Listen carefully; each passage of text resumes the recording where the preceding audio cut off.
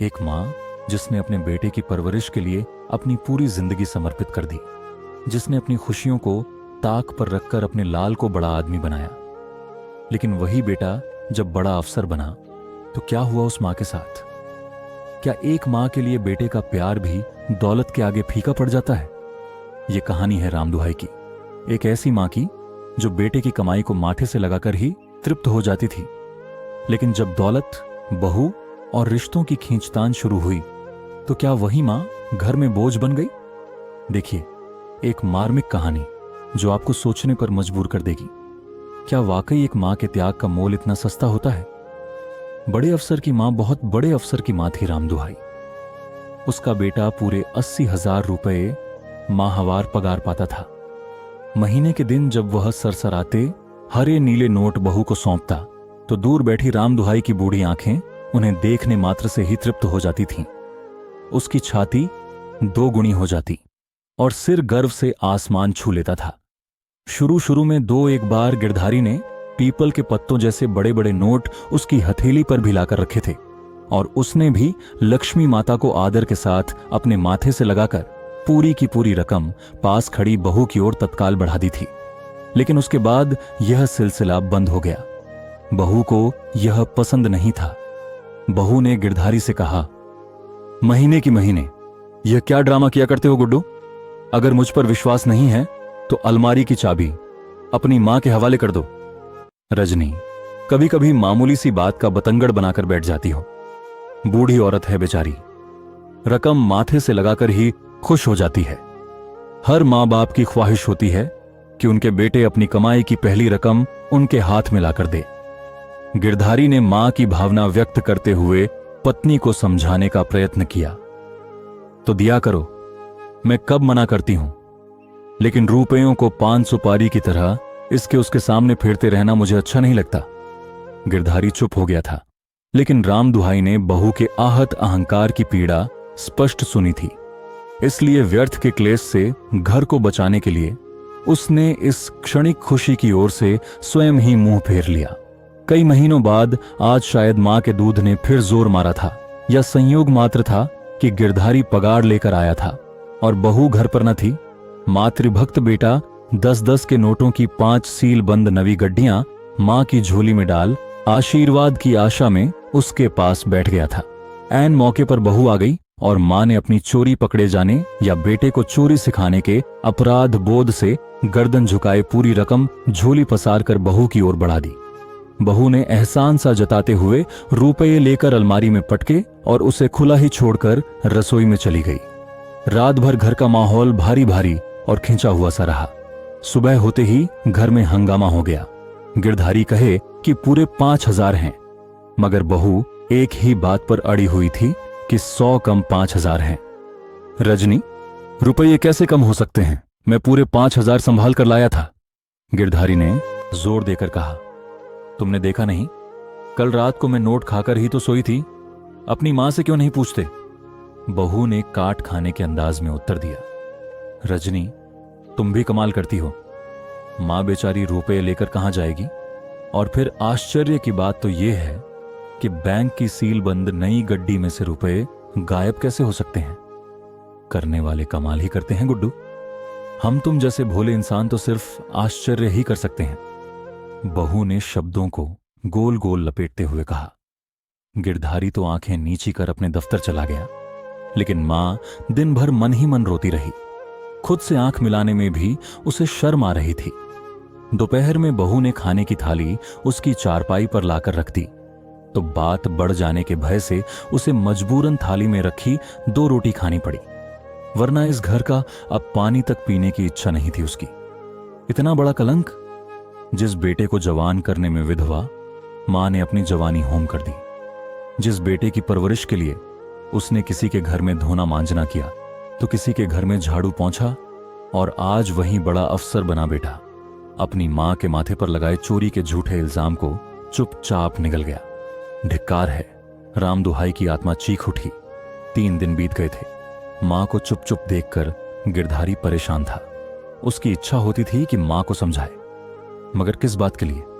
सच्चाई तो वह खुद भी जानता था, इसीलिए मां से कुछ भी कहने का उसका साहस ही नहीं होता था। एक आध बार उसने रात को दबी आवाज में रजनी से बात की, किंतु वह उसे कहां हाथ रखने देती। वह तुनक कर बोली, गुड्डू, तुम्हारी मां मेरी मां के समान है। मैं चाहती हूं कि वह हंसी खुशी रहे, मगर हालात ही कुछ ऐसे हो गए हैं कि अब इनका यहां खुश रहना मुश्किल है। अगर कुछ दिनों के लिए तुम इन्हें अपने गांव छोड़ आओ तो थोड़ा हवा पानी भी बदल जाएगा और यह बात भी आई गई हो जाएगी। किसके पास छोड़ दूं गांव में? कौन देखभाल करने वाला बैठा है वहां? मेरी परवरिश में बेचारी जिंदगी भर धूल फांकती रही, और आज जब उसके आराम से बैठकर खाने के दिन आए हैं तो तुम कहती हो कि उसे गांव में छोड़ आऊं। गिरधारी ने रूखे स्वर में कहा, गुड्डू, तुम इतने बड़े ऑफिसर हो, दिन में हजारों लोगों से मिलते हो और सैकड़ों का फैसला करते हो, लेकिन कैसे करते हो मुझे तो सोचकर ही आश्चर्य होता है। एक मामूली सी बात तो तुम समझ नहीं सकते। मैंने यह तो नहीं कहा कि अपनी मां को गांव में परमानेंटली छोड़ाओ। महीने 2 महीने की बात है। अपने साथ की औरतों में रहेगी तो मन की कड़वाहट दूर हो जाएगी। रजनी ने समझाया। सप्ताह भर में ही सब तय हो गया। राम दुहाई तो इस बंधन से मुक्ति चाहती ही थी। उसके हां करने पर गिरधारी ने भी तैयारी कर ली। गांव में मां बेटे का भरपूर स्वागत हुआ। वर्षों से बंद पड़े पुराने छप्पर की सफाई बुहारी की गई। अकेली बुढ़िया को एक चारपाई की जगह ही तो चाहिए थी, इसलिए आस पड़ोस की पोती नातिनों ने मिलकर गोबर मिट्टी से एक कमरे की लिपाई पुताई कर दी। सिल्वर के 2-4 पुराने बर्तन घर में थे ही। शेष कमी गिरधारी ने बाजार से चीनी मिट्टी और कांच के गिलास तश्तरियां लाकर पूरी कर दी। पिछले पाड़े की रामबाई काकी ने उनके आने का समाचार सुना तो लोटा भर चाय और खाली गिलास लेकर आ पहुंची। गिरधारी और उसकी मां पहले ही लोगों से घिरे बैठे थे। क्यों रे गिरधारी, आज गांव की राह कैसे भूल गया? रामबाई काकी ने चाय का गिलास पकड़ाते हुए पूछा। ऐसी भी क्या बात है काकी, अपने गांव घर का रिश्ता कभी किसी से छूटता है। आज काकी की याद आई तो मिलने चले आए। गिरधारी ने शब्द जाल में आत्मीयता दर्शाई। हमारी देवरानी को भी साथ क्यों ना लेते आए देवर जी, हम भी देख लेते एक नजर। सुना है बहुत खूबसूरत है। ढलती उम्र की एक महिला ने कहा। अब तुम किसी से गलत थोड़े ही सुनोगी भाभी, वह खूबसूरत है, इसलिए देखने वाले उसे खूबसूरत ही बताएंगे। गिरधारी ने उत्तर दिया। इसीलिए उसे साथ लेकर नहीं आए कि गांव में कहीं धूल मिट्टी से मैली ना हो जाए। भाभी ने व्यंग्य किया। तुम तो खुद समझदार हो भाभी, ऐसी खूबसूरत घरवाली रोज रोज तो मिलती नहीं। ऐसी अनमोल चीज तो संभाल कर ही रखी जाएगी या नहीं? तब वह गांव में क्यों आने लगी? उसे तो देवर जी शीश महल में रखियो, 7 पर्दों में। भाभी, तुम्हारी राय तो बिल्कुल खरी है। बड़े बाप की बेटी और बड़े अफसर की घरवाली को तो शीश महल में ही रखा जाना चाहिए। अगर ताजमहल के अगल बगल में तुम थोड़ी सी जमीन ले दो तो शीश महल मैं बनवा दूंगा। बेटा गिरधारी, सुना है तू बड़ा अफसर हो गया है, कितनी पगार मिलती होगी तुझे? रामबाई काकी को जैसे असली बात याद आई। तुम्हारे आशीर्वाद से दाल रोटी लायक मिल ही जाती है काकी। वह गंभीर हो गया था। तो भी बेटा 500, 700, 1000, वह बड़े अफसर का वजन तौलने लगी। एकट कटाकर बस यही कोई 3-4 हजार। काफी कंजूसी करके बताया उसने। 3-4 हजार। देवरानी की खूबसूरती से जली भुनी भाभी ने आश्चर्य से कहा, यह कोई ज्यादा है भाभी, शहरों के खर्च तुम जानती नहीं। इतने में 2 वक्त की दाल रोटी पूरी हो जाए तो भगवान शुक्र है। गिरधारी ने विवशता दर्शाई। देवर जी, तो इसीलिए बुढ़िया मां को गांव में छोड़ने आए हो? भाभी ने व्यंग्य किया। भाभी, 2 घर होने से तो खर्च दोगुना हो जाएगा, मगर कई दिनों से मां कुछ उदास सी है, इसलिए मैंने सोचा कि तुम सबके साथ इनका जी बहल जाएगा और कुछ दिन हवा पानी भी बदल जाएगा। गिरधारी ने स्पष्टीकरण तो दिया, पर भाभी का व्यंग्य उसके आर पार हो गया था।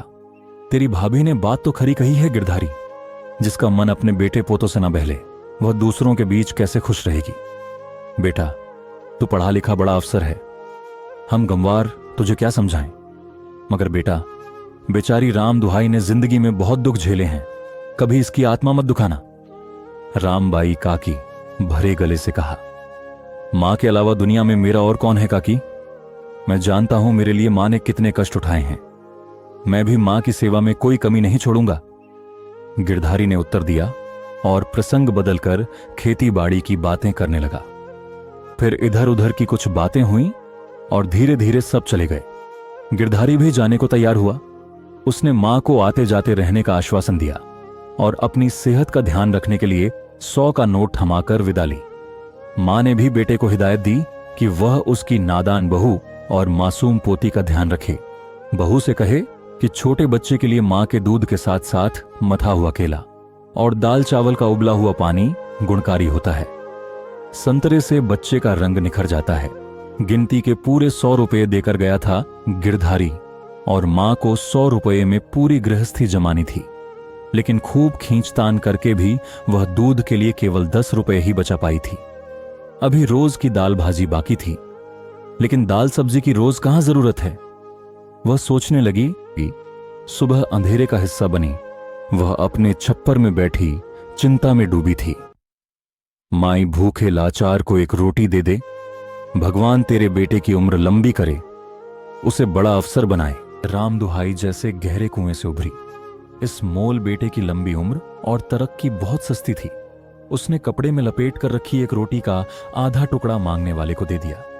वह रोटी देकर लौटी तो उसके घर का पहरेदार झबरू कुत्ता उसके सामने आकर बैठ गया। राम दुहाई ने आधी में से आधी रोटी झबरू के सामने डाल दी और स्वयं 1/4 टुकड़ा छाछ के साथ खाकर उठ गई। 2 दिन से राम दुहाई के घर में चूल्हा नहीं जला था। खाली पेट चारपाई पर लेटी वह बड़े अफसर की मां होने की यातना से जूझ रही थी।